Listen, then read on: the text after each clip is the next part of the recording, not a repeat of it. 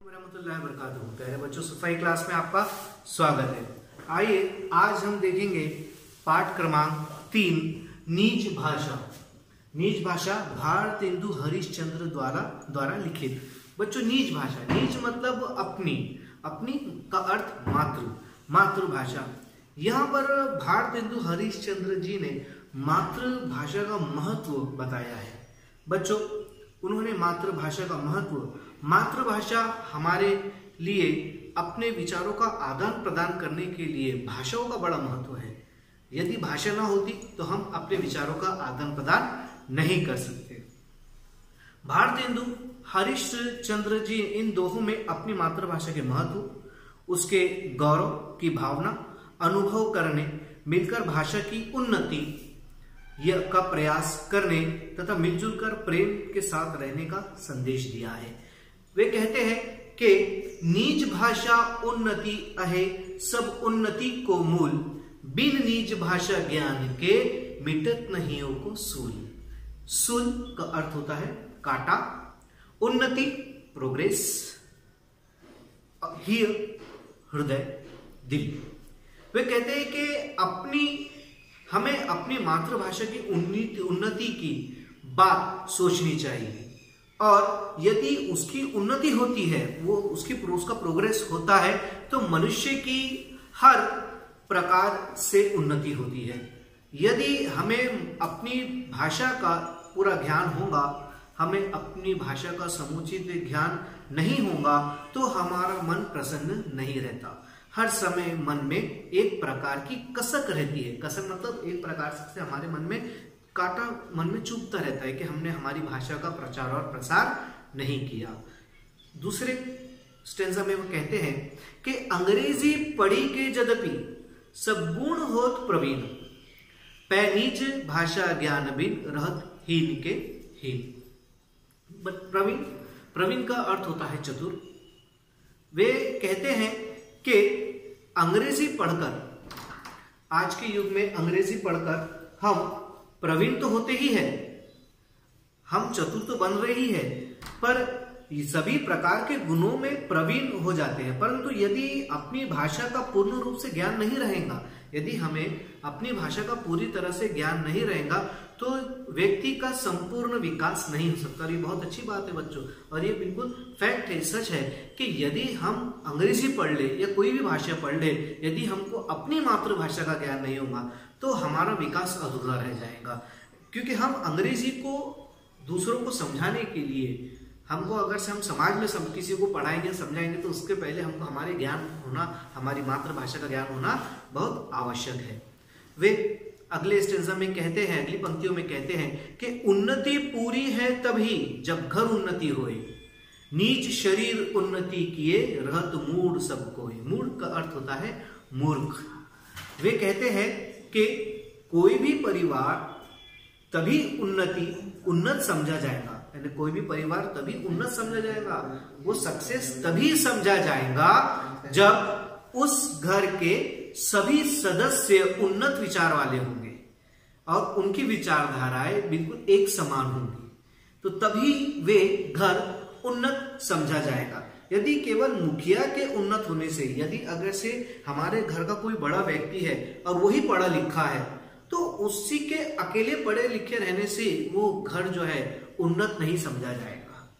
बाकी एक पढ़ा लिखा है, बाकी सब अनपढ़ है, तो वो एक घर उन्नत नहीं समझा जाएगा। तो यहाँ पर वे कहते हैं कि यदि अगर से पूरा परिवार एक ही विचारधारा वाला है, एक ही विचारधारा, एक सोच वाले लोग हैं, और वे वही घर उन्नत हो सकते हैं। अगर से यदि घर का मुखिया ही उन्नत हो, बाकी घर के अन्य लोग उन्नति पर ध्यान न दे, तो वो परिवार उन्नत नहीं। वे कहते हैं कि नीच भाषा उन्नति बिना कभू न हुए है सोए, लाख उपाय अनेकियों भले करे किन कोय। यहाँ पर वे कहते हैं सोए का मतलब संभव। वे कहते हैं कि अपनी भाषा की उन्नति के बिना कुछ भी संभव नहीं है। हम उसके उन्नति के बगैर हम कुछ भी नहीं कर सकते। चाहे कोई कितना भी प्रयत्न कर ले, चाहे कोई कितनी भी कोशिशें कर ले, अपनी भाषा की उन्नति के बिना वे कभी प्रगत नहीं हो सकता, वे मनुष्य सुखी नहीं रह सकता। ये सच बात है बच्चों कि यदि अगर से हमको हमारी मातृभाषा का ज्ञान नहीं होगा तो हमारा पूरी तरह से विकास नहीं हो सकता, और हमारा अगर से विकास नहीं हुआ तो हम कभी सुखी नहीं रह सकते हैं। वे अगले पंक्तियों में कहते हैं कि एक भाषा एक जीव, एक मति सब घर के लोग, तभे बनत है सबन शौक मिटत मूढ़ता शोक। यहाँ पर एक का अर्थ होता है एक, एक का अर्थ होता है एक। वे कहते हैं कि जब किसी परिवार के सभी सदस्य एक ही भाषा का ज्ञान प्राप्त करें, जब सभी भाषा एक ही भाषा का, जब परिवार के सभी सदस्य एक ही भाषा का ज्ञान प्राप्त करें, एक ही भाषा में बात करें, तो बुद्धि का समुचित विकास होता है। तभी घर, यानी घर यहाँ पर कहा गया है अर्थात देश को, में एकता रहती है, साथ ही अज्ञानता का शोक यानी नाश हो जाता है। बच्चों यहाँ पर कहने का इनका कवि का अर्थ है इस प्रकार से है कि ये जो हमारा देश है, ये हमारा घर है। यदि हम एक ही भाषा का आपस में वार्तालाप में एक ही भाषा का उपयोग करें तो वे हमको समझने में बहुत आसानी होंगे, और हम क्या कर सकते हैं। और इसमें भाषावाद जो आज सबसे बड़ी गंभीर समस्या है हमारे समाज में, तो ये भाषावाद जल्द से जल्द खत्म हो सकता है। इसका एक ही रास्ता है कि हमने एक भाषा में वार्तालाप करना चाहिए। उसके बाद वो कहते हैं और एक अति लाभ यह या में प्रगट लखात, निज भाषा में कीजिए जो विद्या की बात। यहां पर इनका अर्थ इस प्रकार से है कि अपनी भाषा की उन्नति का एक अन्य लाभ स्पष्ट है।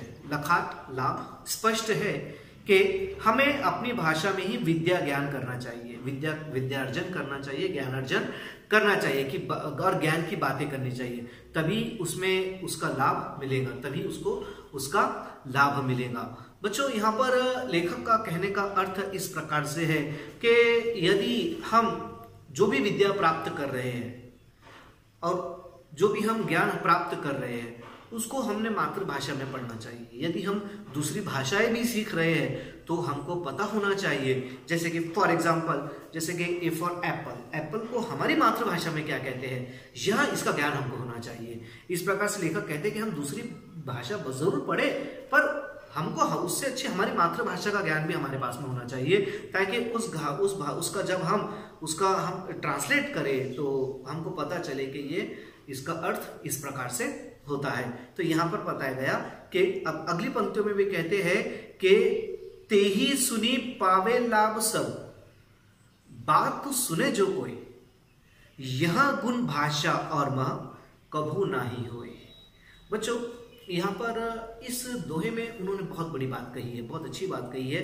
वे कहते हैं कि अपनी भाषा में जब बात की जाती है उसे इन्हें कहा इन्हें अपनी भाषा में, मैं मातृभाषा में बात कर रहा हूँ, तो अगर से कोई थर्ड पर्सन मेरी बात को सुन रहा है, हम दो जने बात करें, थर्ड पर्सन हमारी बात को सुन रहा है, तो वो समझ जाएगा कि ये लोग क्या बात कर रहे हैं। ये मातृभाषा की क्वालिटी है, ये उसकी विशेषता है कि जब हम बात करते हैं तो आसानी से कोई भी समझ सकता है। दूसरी भाषाओं में ये बात नहीं कि कोई इंग्लिश में बात कर रहा है, कोई गुजराती, कोई अगर से अदर लैंग्वेज में बात कर रहा है तो वो थर्ड पर्सन नहीं समझ सकता। पर ये मातृभाषा की मैं बात कर रहा हूँ, यहाँ पर मैं किसी भाषा का अपमान नहीं कर रहा हूँ, बस मैं मातृभाषा की बात कर रहा हूँ। कि कवि यहाँ पर कह रहे हैं कि मातृभाषा में एक मात्र ऐसी विशेषता है कि यदि अगर से दो लोग आपस में बात करें तो तीसरा समझ जाता है कि ये क्या बात कर रहे हैं। और आगे वे कहते हैं कि यह गुण केवल अपनी भाषा में ही पाया जाता है, दूसरी भाषा में यह गुण नहीं पाया जाता।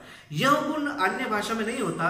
यदि हम विदेशी भाषा में बात करते हैं तो उन बातों को हर व्यक्ति समझ नहीं सकता। आगे वे कहते हैं कि विविध कला शिक्षा अमित ज्ञान अनेक प्रकार सब देश से ले करहूं भाषा माही प्रचार। यहाँ पर कहा गया है कि विविध मतलब अलग अलग प्रकार की कलाएं, शिक्षा, ये जब हम दूसरे देश से सीख कर आते हैं, दूसरे देश से सीख कर आते हैं, जो आज चल रहा है कि बहुत से बच्चे बाहर जाते हैं, पढ़ाई करते हैं, फिर वहां से हमारे देश में वापस आते हैं, तो वे कहते हैं कि ये बहुत अच्छी बात है। हमको ऐसा करना चाहिए। पर जब हम वहां से ज्ञानार्जन या हम वहां से कोई कला, कोई आर्ट अगर से हम दूसरे विदेश से सीख कर आ रहे हैं, तो हमने हमारे देश में आने के बाद में हमारे समाज में हमने अपनी मातृभाषा में उसको समझाना चाहिए, वो उस चीज को पढ़ाना चाहिए। यदि हम बाहर से कोई कला सीख कर आ रहे हैं तो यहाँ पर हमने अपनी मातृभाषा में लोगों को समझाना चाहिए कि इस प्रकार से ऐसा कार्य होता है, किया जाता है इस प्रकार से। यदि हम वहाँ की भाषा में ही यहाँ पढ़ाएंगे तो समाज में इसका हमको किसी प्रकार से ना हमारा समर्थन किया जाएगा और ना हमको इसका कोई फायदा प्राप्त होगा। तो इसलिए कभी कहते हैं कि यदि हम बाहर जाए, वहाँ से कोई कला सीख कर आए, तो हमने भी हमारे हमारे समाज में, हमारे देश में, हमारे गांव में हमने हमारी ही मातृभाषा में उसका प्रचार और प्रसार करना चाहिए और वे लोगों को सिखाना चाहिए। भारत में सब भिन्न अति ताही में ताही सो उत्पादन विविध देश मतहु विविध भाषा विविध लखात। यहाँ पर विविध देश मतहु मधु संप्रदाय। यहां पर लेखक कवि कहते हैं कि भारत में अनेक प्रकार के भिन्न भिन्न व्याप्त है, भिन्न भिन्न उद्योग है, अलग अलग उद्योग है। और वे कहते हैं कि इसी कारण यहाँ पर अलग अलग भाषाएं बोली जाती है, अलग अलग जाति धर्म के लोग रहते हैं। और वे कहते हैं कि इसीलिए यहाँ झगड़े हैं, यहाँ अनेक प्रांत है, भिन्न धर्म है और भिन्न भाषाएं बोली और लिखी जाती है। बच्चों, आज हमारे देश में सबसे बड़ा जो एक वाद है, पहले तो कई वाद थे, धर्मवाद था, जातिवाद था, रंगवाद, ये हमारे देश में तो नहीं होता है, पर यहाँ पर भाषावाद आज एक वाद हमारे सामने है जो हमारे लिए बहुत समस्या निर्माण करता है। भाषावाद तो कवि कहता है कि हमको इन वादों को हटाकर एक भाषा को अपनाना चाहिए। बच्चों, तो ये था आज ये हमारा नीच भाषा यानी अपनी मातृभाषा। बच्चों, यहाँ पर कवि ने किसी पर व्यंग नहीं किया है, बल्कि उन्होंने एक मातृभाषा का महत्व बताया है। मातृभाषा हर राज्य की अलग अलग अपनी मातृभाषा है। जैसे हमारे महाराष्ट्र की मराठी मातृभाषा है, यूपी की हिंदी है, इसी प्रकार से गुजरात की गुजराती। तो यहाँ पर उन्होंने मातृभाषा का महत्व समझाते हुए कहा है, यहाँ पर किसी पर उन्होंने व्यंग नहीं किया। इसलिए हमको हमारी ही मातृभाषा का प्रचार और प्रसार करना चाहिए। तब तक के लिए अब आएंगे हम नेक्स्ट वीडियो में। तब अस्सलाम वालेकुम वरहमतुल्लाहि बरकातुहू।